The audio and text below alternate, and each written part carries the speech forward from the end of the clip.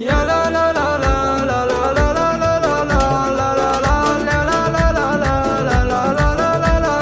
لا لا لا في قدر مرامي انا جيت له في مسير اقول مبروك وارد التهاني لسامي الود بين العرب ما يزرع الا ليحيا والوصل من يعمره لابد يبني كنانه يا لا لا لا لا لا لا